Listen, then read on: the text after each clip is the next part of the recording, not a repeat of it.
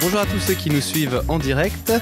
Vous êtes déjà plusieurs centaines entre le podcast, entre le YouTube et entre le live à nous suivre, donc c'est absolument incroyable.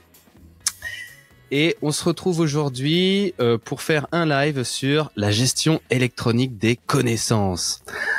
Trop bien. Alors, en plus de mes deux fidèles acolytes Romain et Arnaud, on reçoit Brice. Brice qui est un aventurier de la qualité, un explorateur des possibilités, qui nous parlera en détail de son œuvre, parce que c'est vraiment une œuvre.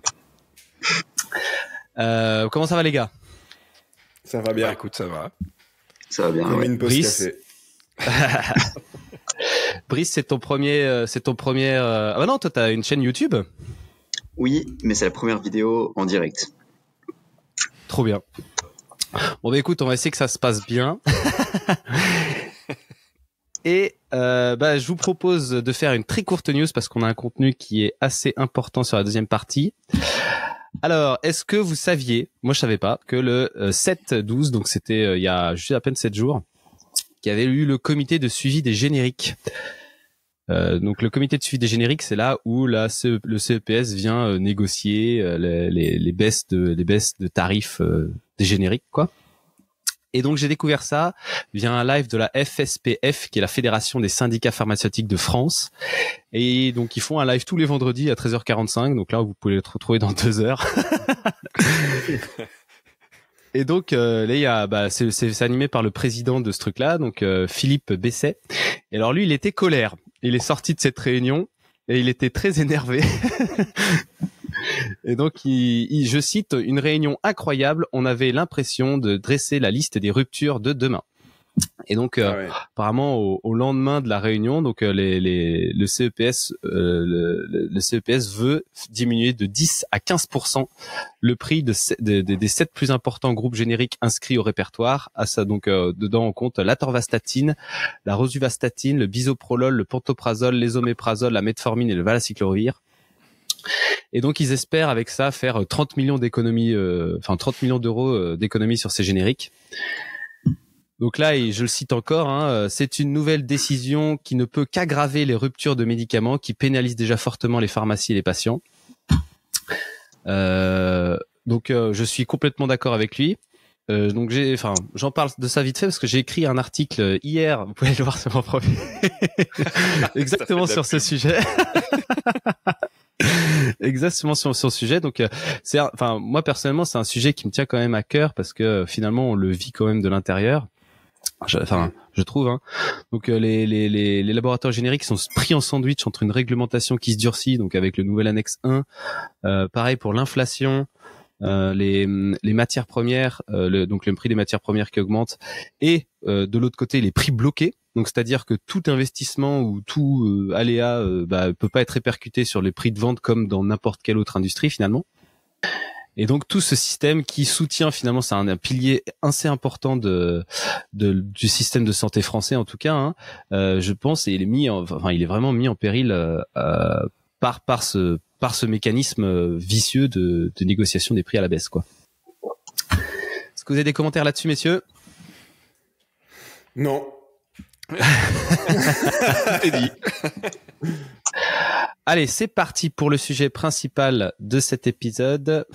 Alors, on va parler ensemble de gestion électronique des connaissances, et je dis pas de la documentation.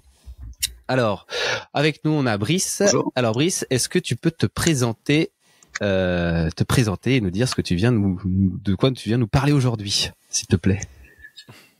Oui, avec plaisir. Alors, je m'appelle Brice, j'habite en Suisse, j'ai une formation d'ingénieur qualité, enfin une formation d'ingénieur avec une spécialisation qualité, et c'est à peu près là que s'arrête mon lien avec ça. Je vais raconter un peu comment je suis arrivé sur cette thématique, et puis qu'est-ce que j'ai découvert et qu'est-ce qui m'a retenu puis qui m'a amené à ça. En fait, j'avais entendu parler, comme tout le monde, de Wikipédia, et je me suis dit, j'habite sur une commune, et j'aimerais bien contribuer à la chose.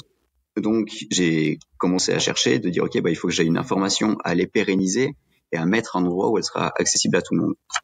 Donc, j'ai fait une recherche sur des informations sur la commune qui s'appelle Rochefort, dans le canton de Neuchâtel. J'ai cherché des informations que je pouvais rajouter à la page Wikipédia en me disant, je cherche d'abord une source, et ensuite je prends des informations et je les mets dessus. Et la plateforme Wikipédia est suffisamment bien faite pour que sourcer ce soit agréable et facile, et que la modification se fasse instantanément. Donc j'ai fait ma première expérience wikipédienne à travers ça. Ensuite, j'y ai pris goût, et dès que j'ai dû chercher des informations, j'y allais principalement parce que j'avais compris le fonctionnement de cette plateforme, et ça permettait vraiment de se dire, j'ai un regard généraliste où il y a il y a un certain critère de qualité qui font que les informations sont là-bas. Donc voilà, donc c'est comme ça que j'ai commencé à aller chercher des informations sur Wikipédia et à écrire. Et puis ensuite, voilà, j'ai commencé comme ça.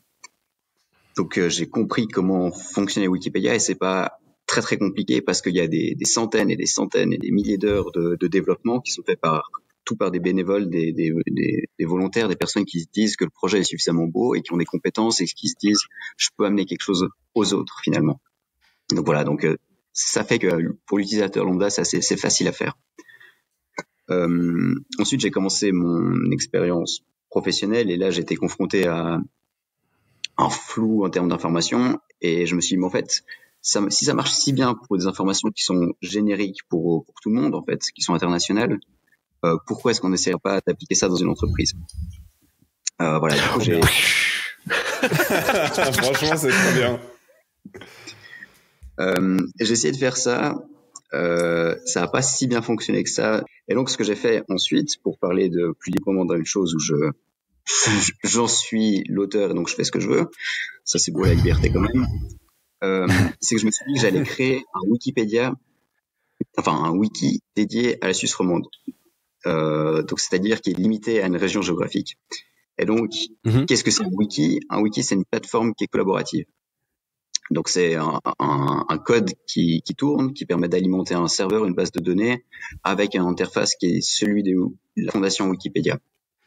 Et donc j'ai pris ce code qui est open source, donc c'est fait que une entreprise peut l'utiliser parce qu'en fait il y a personne qui est engagé juridiquement pour le bon fonctionnement de ça. Mais il y a aussi des entreprises qui proposent ça, donc Xnotion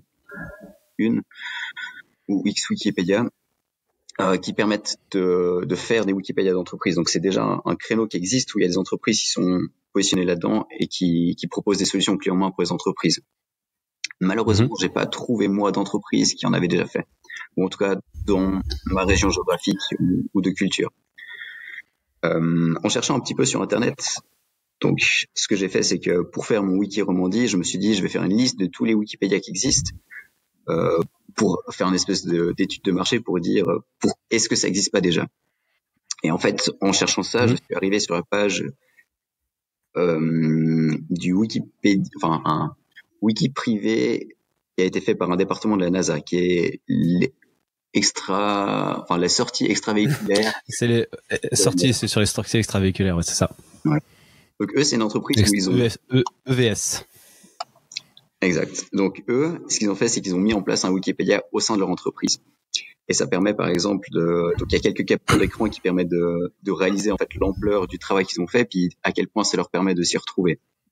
Par exemple, il y a une image où c'est un outil qu'ils ont développé, ça va être une clé à cliquer ou un truc de ce style. Et donc tu vois l'image comme si tu arrives sur ta page Wikipédia en lien avec n'importe quoi, un modèle de voiture.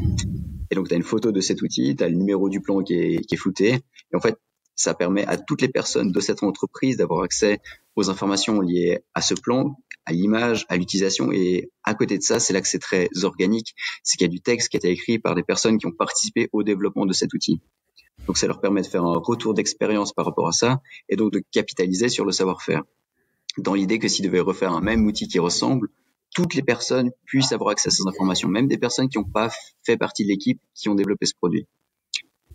Et donc là, c'est un peu la force d'un Wikipédia d'entreprise ou d'un wiki d'entreprise, où wiki, c'est une plateforme collaborative, simplement résumé.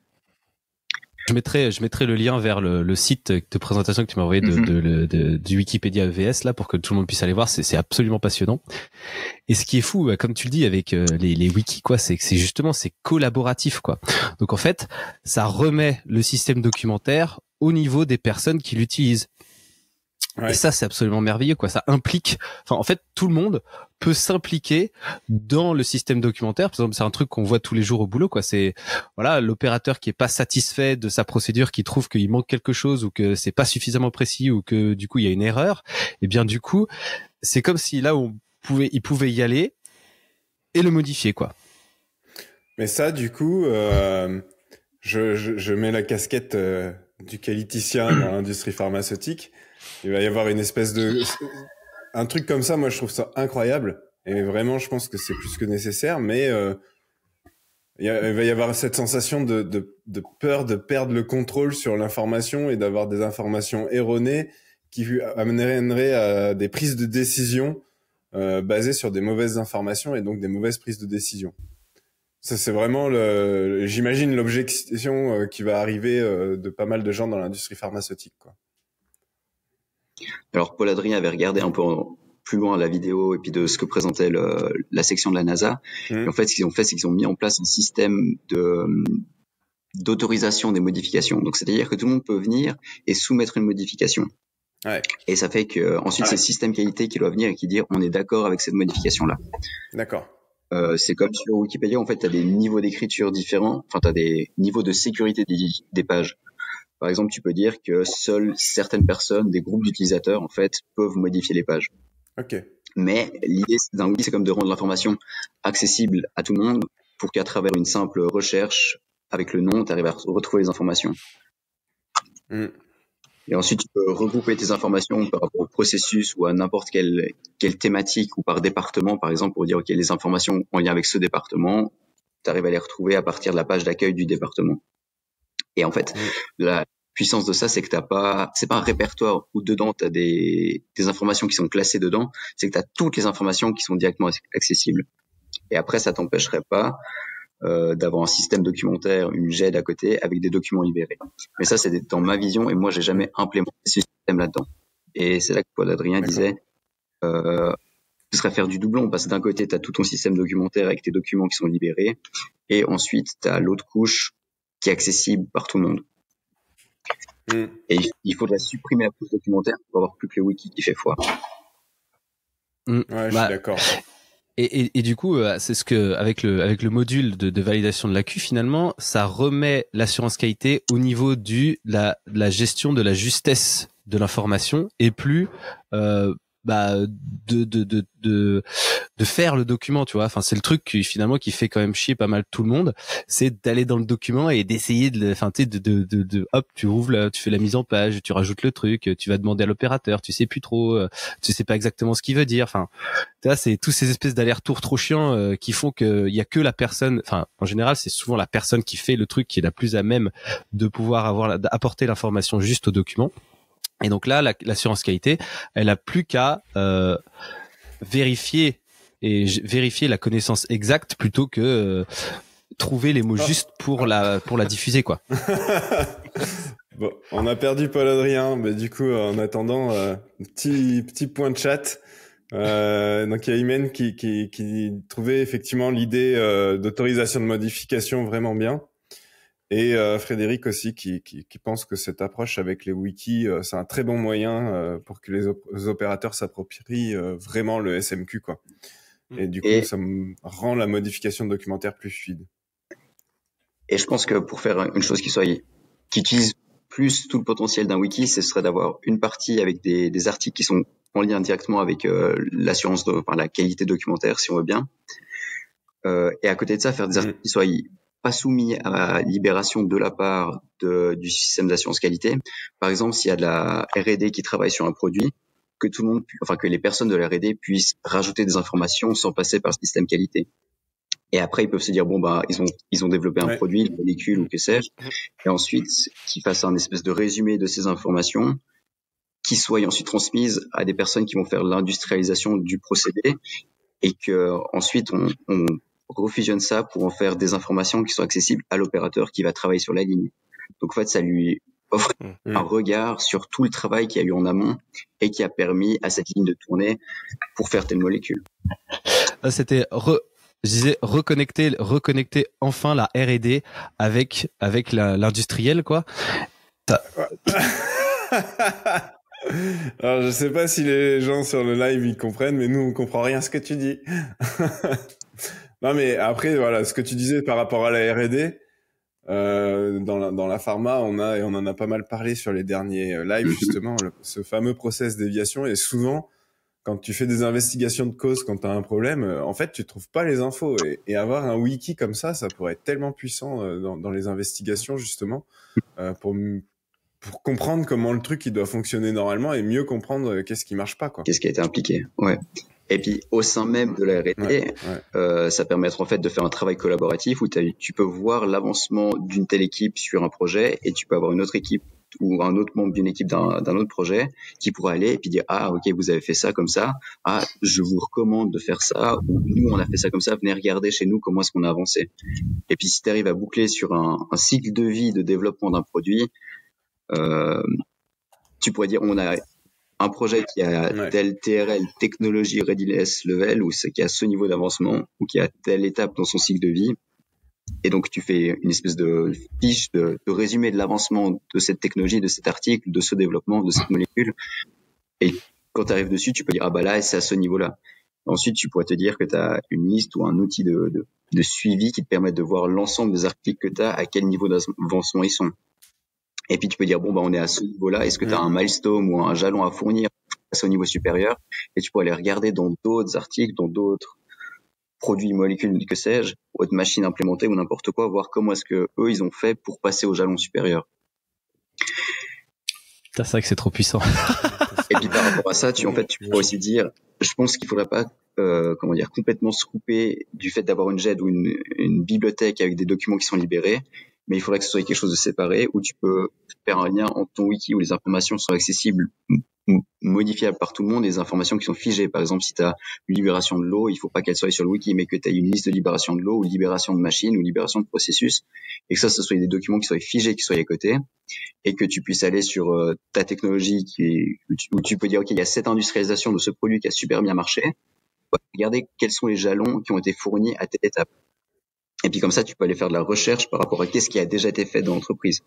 Donc c'est un excellent, enfin j'ai pas trouvé mieux comme moyen de classification de l'information, et puis qui permet de capitaliser sur le travail qui a déjà été fait au sein d'une entreprise, où au final l'entreprise elle paye des gens qui vont passer du temps. Alors l'entreprise c'est plus ou moins ce que font les gens, mais là ça permet de dire on capitalise dessus, et ça permet à quelqu'un qui reviendrait sur ce problème, sur un truc qui ressemble plus ou moins, de venir et puis d'en apprendre plus sur qu'est-ce qui a été produit à l'interne. C'est clair, pour la culture d'entreprise, quoi. Il y a toujours des mecs qui font des présentations, par exemple dans l'industrie pharma, le gars qui va faire des présentations sur à quoi sert telle molécule qu'on est en train de que tout le monde fabrique, quoi. Putain, sur les sites de fabrication, les opérateurs, combien il y en a qui savent même pas à quoi servent les trucs qu'ils fabriquent, quoi, parce qu'on leur a jamais dit, tu trouves pas, quoi. On leur a dit lors d'une présentation, mais une présentation c'est comme des journaux, c'est un flux d'informations qui est transmis à un moment donné, qui ensuite est sauvegardé dans un répertoire obscur ou qui appartient à quelqu'un ou un serveur ou n'importe quoi. Et ce truc, plus personne n'y a accès, donc l'information elle a été transmise, il y a des gens qui en ont récupéré un peu les choses, mais ensuite l'information est perdue. Et ça c'est l'avantage de l'outil où c'est des plateformes et c'est plus un flux d'informations, c'est plus un newsletter ou quelque chose qui vient et qui a vocation à être lu une fois et puis qui ensuite va sur une grosse pile de déchets et puis tout le monde s'en fiche, mais où tout le monde peut venir et puis il y a cette information sur cette molécule, et donc ok, moi je sais que je travaille là-dessus et ça sert à ça. Et puis après, tu peux aussi étoffer l'information en disant en retour de production par rapport à telle molécule qui a été présentée, un opérateur pourrait dire ça marche super bien avec ça, j'ai jamais eu d'emmerde par rapport à ça. Et puis il y a un ingénieur de la R&D qui peut repasser derrière, puis tiens, il a jamais eu de problème par rapport à ça. Puis il pourrait faire de la recherche sur le pourquoi du comment il n'y a jamais eu de problème sur cette molécule ou cette opération. Et puis après, on peut repasser sur un autre champ qui du coup est là pas faut explorer, où en fait c'est te dire je fais des informations pas en lien avec un produit mais en lien avec des choses plus générales, ou par exemple c'est de la désinfection ou du nettoyage de cuve ou j'en sais rien, où c'est un processus général, et puis là remonter les informations, les bons retours sur qu'est-ce que c'est le nettoyage de cuve ou comment c'est fait du nettoyage de cuve dans cette entreprise, qu'est-ce qui a bien marché, qu'est-ce qui a pas bien marché comme projet, et en fait ça permet de capitaliser sur les expériences humaines par rapport à ça. Ça ajoute la dimension qui manque dans les GED. Ouais, le système de wiki, c'est vachement dépendant des personnes qui vont aller écrire. On le voit, hein, Wikipédia, c'est les gens sur Internet qui vont écrire les articles, qui vont être modifiés, etc. Est-ce qu'on va arriver à avoir cet engagement au niveau des personnes sur site? Est-ce que là il y a tout un changement de culture aussi autour de ça, parce que ça c'est super important. Pour que ça fonctionne bien dans une entreprise, il faut déjà qu'il y ait un support de la direction qui dise ok, on croit dans cet outil, donc c'est pour convaincre au début, pour dire ensuite essayons, allons-y. Et puis après, tu peux aussi dire, enfin, c'est une entreprise, les gens sont payés pour venir, payés pour faire certaines choses, il y a des tâches qui peuvent être définies. Par exemple, si tu as une série d'experts dans ton entreprise, tu dis, pair d'experts, vous devez faire une page wiki liée à votre compétence, de manière à ce que vous puissiez partir et que l'entreprise garde ses compétences pour lesquelles vous êtes aussi payé et reconnu parce que vous êtes expert sur la matière. Et puis après, tu peux aussi dire, il faut étoffer ça, et puis la personne pourra toujours le compléter. Donc, en fait, elle aura une base d'informations avec ces choses. Et puis après, tu peux aussi espérer croiser les sources et mettre deux experts sur le même sujet pour qu'ensemble, ils construisent une connaissance qui est beaucoup plus grande que leur connaissance individuelle. Et la facilité du outil, c'est que c'est facile à mettre en place. Tu peux dire, là, je suis confronté à une information qui est intéressante. Hop, je la sauvegarde et je la retrouve plus tard, et ça permet de le faire grossir de manière organique, ou quand tu vois une information que tu juges intéressante, tu peux la mettre dessus et puis l'implémenter. Et puis ça, c'est un peu moins vendeur, mais c'est aussi un excellent moyen pour la direction de se dire, que font mes équipes? Sur quoi est-ce qu'ils travaillent concrètement? Est-ce que je trouve ça pertinent ou pas? Ou sur des responsables, des gestionnaires, de dire, ok, qu'est-ce qu'ils font? Est-ce qu'il y a vraiment des retours ou pas? Ils pourraient mieux faire en faisant comme ça. Ou pourquoi est-ce qu'ils n'ont jamais exploré cette piste-là? Ok, mon équipe, vous travaillez là-dessus par rapport à ça. Dans l'idée que l'équipe en question puisse retrouver le truc, et puis aussi que d'autres équipes puissent venir et trouver ces informations. Je trouve que c'est vraiment le chaînon manquant de la culture d'entreprise. Alors, on a une petite question piège de Jean-Olivier. Salut Jean-Olivier, ça fait plaisir de te voir sur ce live. Qui demande quels sont les coûts à l'achat et en routine.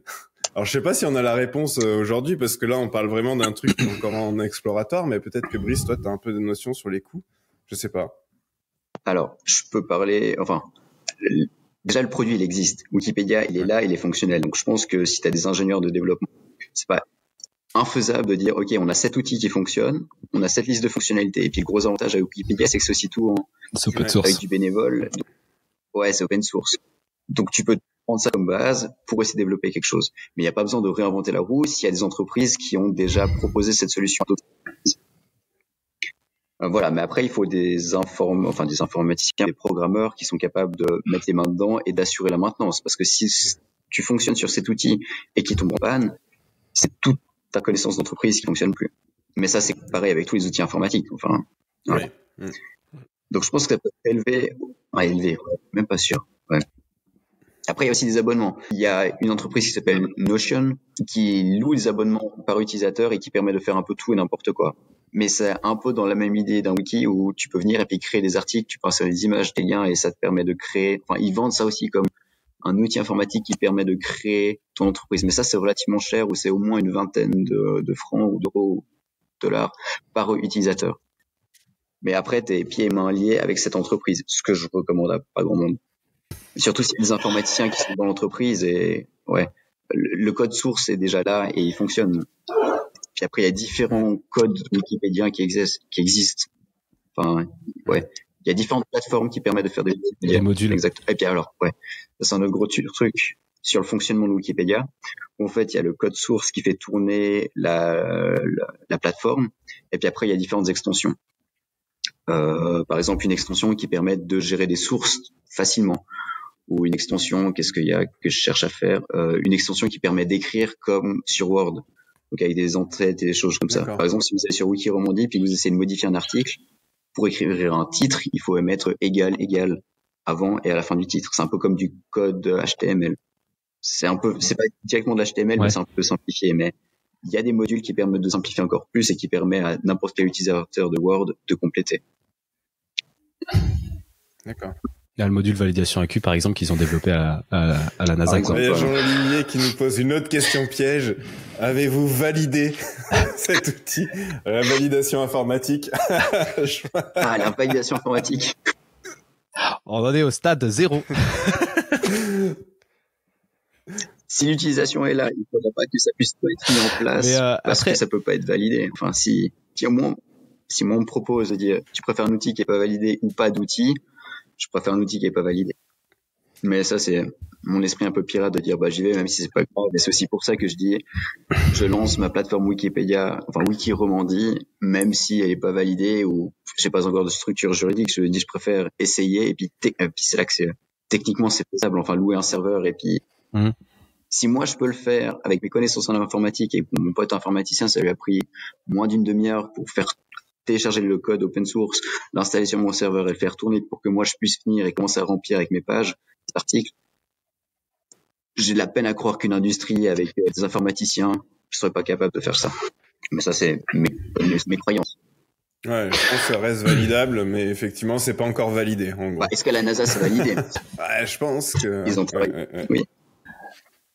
Pour ajouter par rapport au coût, à mon avis, il faut quand même intégrer là-dedans le coût comme tu disais Arnaud, du déploiement et du changement de la culture d'entreprise. Parce que là, je pense qu'il y a un effort très important à faire en termes de communication, d'ateliers, d'explications, de formation, etc. Et pour prendre ce virage-là, je pense que il y a bien un petit billet à mon avis, il y a bien un petit billet de 100 000 à mettre selon la taille de l'entreprise. Je pense même pas que ce soit la taille du billet qui soit ici important parce que c'est toute la culture d'entreprise. Donc en fait, c'est comment est-ce que les gens vont travailler, où c'est qu'ils vont retrouver leur information. C'est bien plus que monétaire. Il faut une certaine vision de la direction qui soit compris avec un support technique qui soit assez bon pour que l'outil soit utilisable et utilisé. Et puis ensuite que le système valide, enfin que le système qualité suive et puis dise ok, on va regarder pour que ça puisse fonctionner et que la validation, que le système informatique se dise ok, il faut qu'on arrive à Et c'est une dynamique à mettre autour d'un outil. Et puis je pense que la perte de connaissances, la perte de compétences quand les personnes partent de l'entreprise et de connaissances, au final ça coûte beaucoup plus cher que d'essayer de mettre en place un tel outil. Ouais, c'est clair. Mais t'imagines la force du truc avec le turnover qu'il y a maintenant, comme tu dis, Brice, c'est un truc de malade. Genre avant que tu partes, dans ton mois de préavis, ou je sais pas, mais en tout cas, il faut que t'aies écrit suffisamment d'articles Wikipédia pour qu'on comprenne, que tout le monde puisse comprendre comment tu fais tes trucs, quoi. Pouah, mais c'est d'une puissance incroyable. Ce que je me suis dit, c'est qu'il fallait en gros, j'en ai fait un sur OneNote pour l'entreprise dans laquelle je travaille. Voilà. Et en fait, j'ai mis les informations que j'aurais voulu avoir au moment où j'ai commencé à travailler. Ouais, c'est ça, c'est top. Et tout ce temps que j'ai dû passer à rechercher ces informations, j'ai pas passé à travailler ou à faire mon travail ou ce qui était attendu parce que j'avais pas les outils pour le faire. Donc j'ai dû mettre en place les outils pour le faire. Là, tandis que maintenant, et puis on compte même pas tout le temps. J'étais même pas conscient de ce que j'aurais dû utiliser comme outil pour faire certaines choses. Et si tu mets les deux dans la balance, le coût économique devient... Ouais, c'est ça, le temps homme. Plus culturel et puis décisionnel. Moi dans mon passé, j'ai fait des missions de simplification de gestion documentaire et on évaluait le coût du système documentaire. Et en fait, le coût principal, la source de coût principal, c'était le temps à rechercher les informations parce qu'on les trouvait pas facilement, quoi. Et donc, vraiment, ça pèse énorme parce qu'on parle de tous les employés à tout moment qui peuvent passer des minutes, voire des heures, des fois, à chercher la bonne information et voire à ne pas la trouver alors qu'elle est présente, quoi. Donc, effectivement, ça aussi, ça... C'est dans l'épisode 1 du podcast. Ouais, c'est vrai. Premier épisode. S'il y a une information qu'on cherche, ça veut déjà dire qu'on sait qu'elle existe. Ce qui n'est pas forcément le cas. Donc, il peut y avoir des informations qu'on se dit qu'on sait pas qu'elles existent et donc c'est comme si elles n'existaient pas. Et c'est là où le wiki, c'est trop fort parce que c'est ce qui marque dans le site là, c'est qu'il disait pendant tout un moment le truc c'était quelqu'un sait où est cette information là, je la trouve pas sur le wiki de la page, enfin sur le wiki des sorties extravéhiculaires. Non, ça n'existe pas, mais tu peux l'ajouter. Et finalement en fait petit à petit de personne en personne qui cherchait l'information, le truc s'est enrichi comme ça. Et c'est redoutable comme mode de fonctionnement. En fait, c'est la mentalité wikipédienne, c'est de se dire je cherche une information, est-ce qu'elle y est? Oui, elle y est. Sous quelle forme est-ce qu'il y est? Est-ce que je peux y ajouter quelque chose ou pas? Et de fil en aiguille de dire, ok, je peux aussi alimenter la chose. Par exemple, si je cherche des traductions de l'anglais vers le français, bah, je vais regarder la page Wikipédia en anglais, et puis après, je regarde la page Wikipédia en français, et puis après, est-ce qu'elles sont liées? Alors, ça devient un peu technique, bon, on peut y aller là-dedans, si vous êtes d'accord. Parce qu'en fait, c'est intéressant pour la culture générale, en fait, donc, allons-y.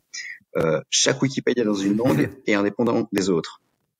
C'est-à-dire que le Wikipédia français est pas le même que le Wikipédia en anglais, parce que tu peux créer un Wikipédia, enfin une page sur un article Wikipédia en anglais, et il n'y a pas un traducteur automatique absolu qui permet de prendre l'information et les remettre dans la plateforme qui est dans l'autre langue. Et en fait, il y a une plateforme qui s'appelle Wikidata, il me semble, qui permet donc qui crée des items, des jetons pour chacun des articles, pour chacune des thématiques. Par exemple, sur lapin. Et donc, il y a l'article en allemand sur lapin, il y a l'article en anglais sur lapin. Et donc, sur Wikidata, ils disent, il y a l'item lapin en anglais. Et ensuite, ils vont lier sur cet article chacun des articles sur les différentes plateformes Wikipédia dans chacune des langues qui pointent vers Wikidata. Et en fait, ça permet, une fois que tu es sur Wikipédia en allemand, Hase, de dire, ah bah, il y a cette autre langue où cet article est, et donc tu sélectionnes le point, et tu peux regarder cet article, mais en fait, tu changes de plateforme au moment où tu fais ça. Et donc ça passe par une autre plateforme. Ah. Mais c'est vrai que souvent, si tu trouves pas une info dans une langue, je sais que les pages anglaises sont souvent beaucoup plus fournies que les pages françaises selon le sujet. Du coup, c'est vrai que tu passes tout le temps à switcher. Et il y a Frédéric qui nous demande, est-ce que le wiki gère les niveaux d'indices de mise à jour? Donc version 1, version 2, version 3. Sur Wikipédia, on a l'audit trail de toutes les modifications. Donc je pense que les niveaux de mise à jour, ça doit être vraiment, ça doit être intégré, quoi. Alors, le code Wikipédia, donc celui qui tourne pour les Wikipédia dans chaque langue, en fait, tu as une page et tu en as 2 ou 3 qui sont miroirs, qui sont liés à cet article. Donc, en fait, il y a une page de discussion qui permet de débattre de certains points parce qu'il y a, dans l'idée, tu peux modifier directement ce qui te dérange ou ce que tu veux améliorer sur la page. Mais s'il y a quelqu'un qui revient et qui annule ta modification, bah là, ça crée un débat sur la page de discussion. Et donc, sur la page de discussion, les personnes sont amenées à amener leurs arguments pour savoir quelle est la meilleure version ou de discuter en fait en lien avec cet article. Donc ça, c'est une des pages miroirs. Et puis l'autre page miroir, c'est justement le logbook qui permet de voir toutes les modifications qui ont été faites, par quel utilisateur, s'il y a un utilisateur, à quelle heure, et puis de comparer les différentes versions de qu'est-ce qui a été rajouté, qu'est-ce qui a été enlevé. Donc ça, c'est déjà pris en compte, mais en fait, c'est même beaucoup trop... Ça, c'est incroyable. C'est trop puissant et détaillé pour dire il y a une version 1, il y a une version 2, il y a une version 3, parce que chaque modification de virgule devient un indice de modification. Allez, bing, prenez ça, les petits encarts à la fin du document en disant correction de faute d'orthographe. Donc ça, c'est des bannières. Enfin, il y a des bannières qui peuvent être mises sur les articles. Donc il y a des personnes qui font des revues d'articles où ils disent la qualité à revoir, où il faut mieux lier les informations qui sont dans l'article avec les sources. Ou c'est là que je suis tombé il y a pas longtemps sur un article où c'est trop compliqué, j'ai rien compris. Enfin, tu sais, c'était marqué l'article est jugé par trop compliqué par les utilisateurs. C'était sur des formules mathématiques. Ouais. Mais donc sur Wikipédia, il y a des personnes qui patrouillent et qui vont regarder et qui sont responsables en fait de la qualité des articles et qui ont certains critères qui ont été définis qui permettent de dire ça c'est un bon article, ça c'est pas un bon article. Et en fait, c'est là que j'ai un souci avec le Wikipédia francophone, c'est que il a une visée internationale. Donc c'est pas possible de faire en fait, il a une visée internationale, ce qui fait que les articles, les thématiques doivent être traités de manière internationale. Donc les articles doivent être internationalisés. Et moi, je trouve dommage parce qu'il y a des choses qui sont propres à des régions. Et c'est pour ça que j'ai créé un wiki Romandie, c'est de dire que tout ce qui est en lien avec un territoire géographique, avec un État, peut se regrouper à un endroit. Donc en fait, ça permettra de faire, par exemple, qu'est-ce qu'on m'a promis, un article sur les directives anticipées. C'est-à-dire, je crois que c'est quand tu décèdes. Donc ça permet d'avoir un acte juridique et puis de relier avec des informations qui peuvent être plus éthiques et donc de relier toutes les informations. Mais cet article-là, il pourrait pas exister sur Wikipédia parce que c'est pas international. Et voilà. Et donc c'est pour ça que je me suis dit, je crée un Wikipédia dédié à la justice romande pour avoir des informations en termes juridiques, légales, techniques, et puis voilà. Donc ça. J'ai une petite question de Arnaud. Alors Arnaud, c'est pas moi, c'est un autre Arnaud. N'y a-t-il pas un risque que les wikis se fassent dépasser par des LLM? Donc exemple, ChatGPT privé entraîné à faire du croisement entre les documents entre eux, les traduire, etc., etc. Ok, j'ai une réponse par rapport à ça, c'est que tous ces LLM et autres intelligence artificielle, enfin, j'aurais dû mettre les guillemets sur intelligence, elles ont dû être nourries avec du texte qui a été écrit. C'est-à-dire qu'au début de ChatGPT, une de ses premières sources d'informations, c'était le Wikipédia en anglais. Donc ça se base quand même sur du travail humain qui a été fait. Et je pense qu'on est suffisamment nombreux et intelligents pour se dire on peut continuer à écrire, à innover des choses, et pas juste se dire il y aura un super outil informatique dont on sera dépendant, dont on connaît tous les travers et qui coûtait beaucoup. Enfin, voilà, donc ça pourrait dépasser, mais il faut quand même des informations, il faut du texte qui soit écrit, et de créer ça adapté à une entreprise. Un Wikipédia me semble plus facile à mettre en place, et en fait la redondance du système est beaucoup plus facile à mettre en place que de refaire un LLM à chacune des utilisations. Où en fait tu pourrais. En fait, le LLM, ça serait une couche supplémentaire. Mais il faut l'alimenter avec pour la créer. En gros, il faut que t'aies tes articles Wikipédia qui alimentent ton LLM, et là, du coup, c'est top pour l'utilisateur, où là, c'est hyper confort. Mais par contre, dire que t'as plié ton arbre de presse à comprimer en faisant cette manipulation-là, le LLM, il le sortira pas de son chapeau, quoi. Il faut que la connaissance, elle soit marquée par les utilisateurs quelque part dans une base de données, quoi. Et j'aime à croire qu'un Wikipédia ou qu'un wiki suffisamment bien structuré a pas besoin d'un LLM ou de n'importe quoi. Mais ça, c'est mes convictions, mes croyances. Mais ah, t'avais une règle qui disait que tu devrais pouvoir arriver à n'importe quel article en 3 clics. Je trouve ça trop fort. Ça, c'était au début de mes expériences wikipédiennes. J'ai cherché sur Internet et j'avais trouvé, je crois que c'était un lycée en France où ils avaient dû préparer des examens pour telle matière. Je crois que c'était la science ou je sais plus exactement. Et donc, c'était un retour d'expérience d'enseignants qui avaient travaillé à créer un Wikipédia pour faire des examens liés aux différents examens par rapport à des thématiques. Par exemple, tu dois étudier, faire un examen sur l'oxydoréduction. Et donc, ils devaient pouvoir structurer ça dans leur truc. Et ils disaient, il faut que chaque article puisse être accessible en 3 clics. Bon, messieurs, j'ai quand même laissé couler parce que c'est vachement intéressant, mais on arrive à 43 minutes de discussion. Mais je pense qu'on en a quand même fait un tour assez intéressant du sujet. On a pu explorer aussi, enfin, assez loin. Donc peut-être qu'on y reviendra plus tard. En tout cas, je pense qu'il faut absolument essayer. Ça, c'est un truc de ouf. Donc, je sais pas si vous avez encore quelques questions pour Brice. Là, on peut peut-être en prendre une ou deux, mais on va, je pense. Moi, ça va. Il y a plus de questions dans le chat. Trop bien. Bon, en tout cas, merci infiniment, Brice, d'être venu partager ta passion. Ta passion, c'était absolument merveilleux. Et puis, écoutez, merci à tous de nous suivre en direct sur les réseaux, etc. On a une petite annonce à faire avec Arnaud. On va lancer un bootcamp process déviation l'année prochaine. Exactement. Donc, réservez vos...